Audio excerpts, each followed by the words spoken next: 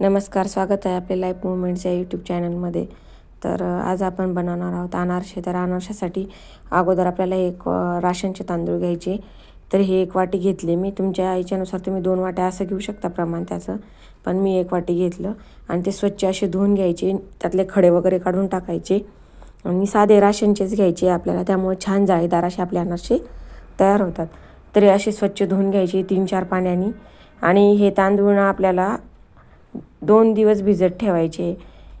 त्यामुळं 24-25 तास तरी ते भिजत राहिले पाहिजे पाण्यामध्ये.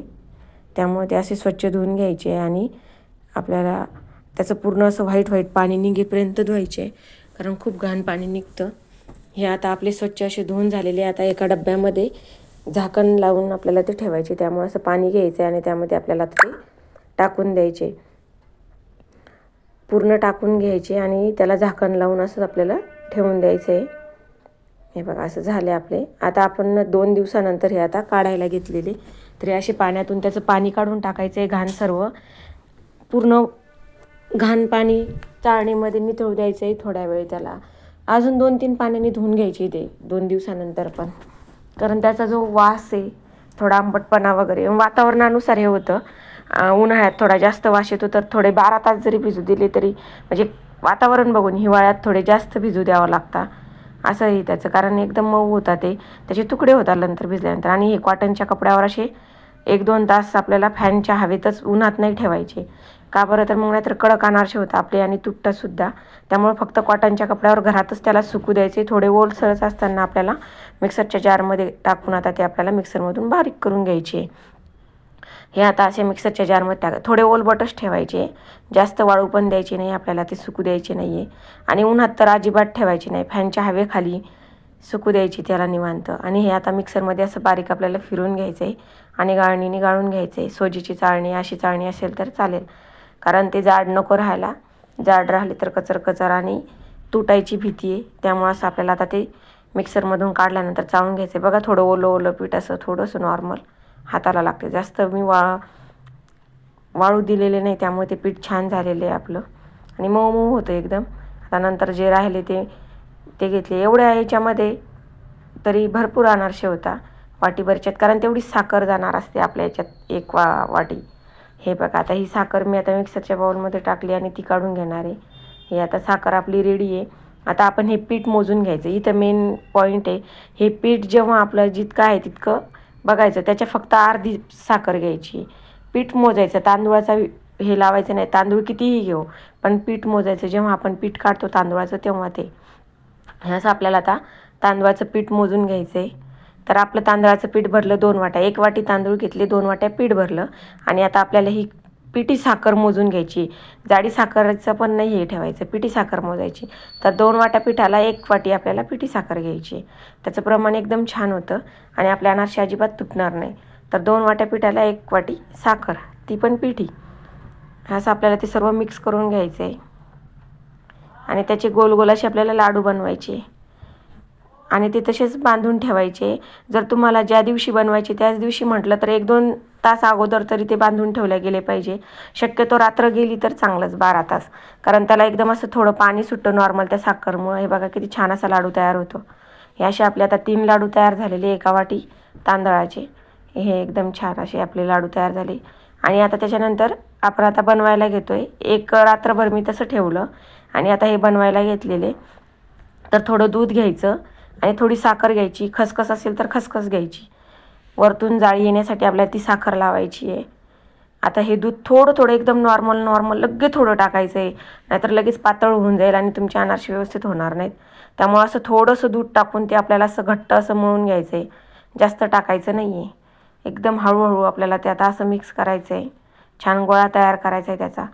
पातळ पण नाही होऊ द्यायचं. एकदा पातळ झालं, दूध जास्त टाकलं तर त्याला साखरमुळं पाणी सुटतं आणि अनारसे येणार नाहीत.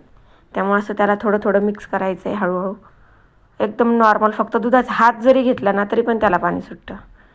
तर हे असं मिक्स करायचं आहे आणि त्याचा छान असा गोळा बनवायचा आहे. एकदम परफेक्ट मेजरमेंट सांगितलेलं, एकदम छान अशी व्यवस्थित अनारसे होतील तुमचे. त्यामुळे नक्की ट्राय करा. रेसिपीज आवडत असतील तर फॉलो करा, बेल आयकॉन दाबा, सबस्क्राईब करा, लाईक करा आणि शेअर करा. तर हे बघा अशा प्रकारे आपल्याला असं मिक्स असा गोळा करून घ्यायचा आहे त्याला. आणि आता आपल्याला बनवायला घ्यायचं आहे. याला खाली तुम्ही तेल लावू शकता या कापडाला, किंवा आपलं दूधसुद्धा लावू शकता, कारण चिटकत नाही मग खाली आपल्याला कढईमध्ये टाकताना. तर मी थोडं तेल आणि दुधाचा पण हात घेतलेला, घट्ट मळून घेतलेलं राहतं ना, त्यामुळे आणि अशी गोल गोल आपल्याला करून घ्यायचं आहे. हे बघा असं. आणि वरतून आता आपण थोडीशी साखर, खसखस असेल तर खसखस त्यावर आपण अशी लावून घ्यायची, म्हणजे त्याला जाळी येते. एकदम असा छान व्यवस्थित आपला अनारसा रेडी होतो. अशी आपल्याला त्यावर साखर टाकायची आहे. तर बघा किती छान, आणि किती व्हाईट व्हाईट आपलं पीठ तयार झालेलं आहे. एकदम छान होतात. नक्की ट्राय करा रेसिपी. हे असं. आता गौरी गणपती आहे ना, त्यासाठी मी गणपतीसाठी नैवेद्य बनवलेला आणि गौरीसाठी सुद्धा. तर असं गौरी गणपतीमध्ये, दिवाळीला, महालक्ष्मी पूजनाला आमच्याकडे आवर्जून अनारसे बनवतात.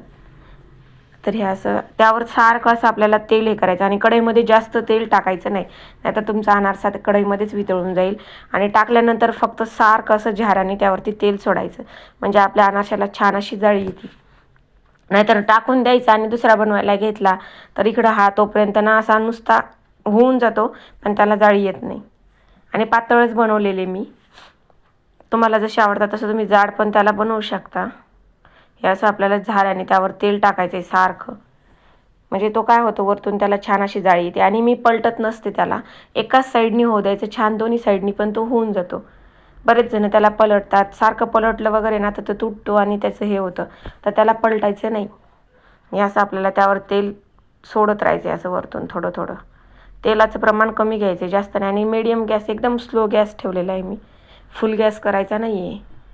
जास्त फुल जर केला ना तर हे होऊन जाईल. हे तेल थोडं नॉर्मल होतं ना आपलं, त्यामुळे मी थोडासा मीडियम ठेवलेला, तेल जास्त तापलेलं नव्हतं. तर हे असं बघा, असं त्यावर तेल आपल्याला सोडत राहायचं आहे. आणि तुम्हाला जर आवडत असेल तर तुम्ही त्याचा रंग लाल ठेवू शकता, थोडा नॉर्मल खाण्यासाठी म्हणून. आणि छान असे व्हाईट शुभ्र दिसायला आवडत असतील तर थोडं व्हाईट पण ठेवू शकता. हे असं बघा, त्याला सर्व असं हे करून घ्यायचं आहे. आता हा दुसरा बनवायला घेतलेला. आणि जी लाडू बनवलेली ते एकदमच नाही आपल्याला मळून घ्यायची. मग कधी काय होतं, एकदम आपण दूध टाकताना थोडं जास्त पडतं, मग ते पातळ झालं तर मग पीठ कुठून आणणार ना हे बनवलेलं. त्यामुळे थोडं थोडंच मिक्स करायचं, नाहीतर एकदम टाकलं आणि पातळ झालं, मग लाडू असला आपल्याकडे तर आपण तो त्यामध्ये मिक्स करू शकतो आणि ते थोडं घट्ट करून घेऊ शकतो. हा आपला एक अनारसा रेडी झालेला, थोडा लालच काढलेला हा स्टार्टिंगचा. आणि हा आता आपण बघा दुसरा रेडी केला, त्यावर साखर टाकतोय. खसखस असेल तर खसखस पण यूज करा, साखर जे अवेलेबल असेल त्यामध्ये, आपल्याकडे जे होतं त्यामध्ये आपण ते हे करून दाखवलेले. आता हा अनारसा टाकते मी दुसरा, एकदम पातळ पातळ बनवलेले बघा, एक तुटतसुद्धा नाही, व्यवस्थित होता छान. कढईमध्ये पण बघा विरघळा वगैरे नाही आहे, शेवटपर्यंत असेच छान झाले, एक पण आपलं वाया गेलेलं नाही आहे. हे असं आपल्याला मिक्स करत राहायचं आहे, सारखं असं मिक्स करायचं आहे. त्यावर असं टाकत राहिलं ना तर त्यामुळे जाळी येते त्याला.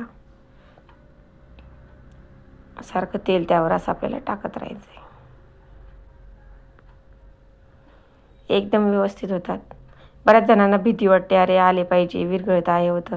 असं प्रमाण घेतलं ना तर तुमची अजिबात विरघळणार नाही आणि वायाही जाणार नाही. काय गुळाची जरी बनवायची म्हटलं ना, पीठ मोजून घ्यायचं आणि खिसलेला गूळ मोजून घ्यायचा, मग तरी पण छान होऊन जातील.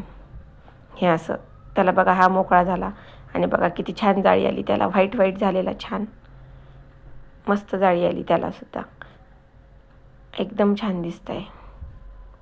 तर माझ्या रेसिपीज आवडत असतील तर बेल आयकॉन दाबा, सबस्क्राईब करा आणि कमेंट करा, लाईक करा.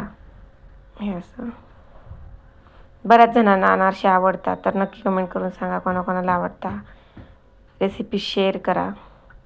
हे बघा, हे असं आपला अनारसा रेडी, छान कलर आलेला दिसायला, पण जाळी पण बघा किती छान आलेली त्यावर.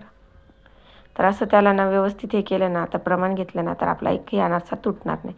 हे बघा किती छान रंग येतोय. हे मी बनवून घेतलेले गोळे आणि हे बघा आपले अनारसे तयार आहेत. आणि छान हळूहळू करायचं, काही होत नाही त्याला, तुटत वगैरे पण नाही. एवढे तयार झाले बघा, तरी एकसुद्धा तुटलेला वगैरे किंवा त्यामध्ये विरघळा असं झालेलं नाही. हळूहळू त्यावरती असं हे करत राहिलं तर हे आपले अनारसे रेडी आहेत.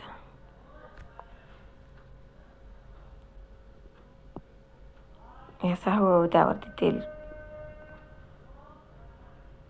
झाला. हा सुद्धा रेडी. आता छान व्हाईट व्हाईट रंग आलेला त्याला. कढईमध्ये तेल कमी घेतल्यामुळे छान त्यावर हे होतं. आणि मी पलटत नाही, पलटायचंच नाही त्याला, नाहीतर मग ती जी जाळी आलेली असती ना ती हे होऊन जाते सर्व. हे बघा किती छान जाळी आलेली आहे.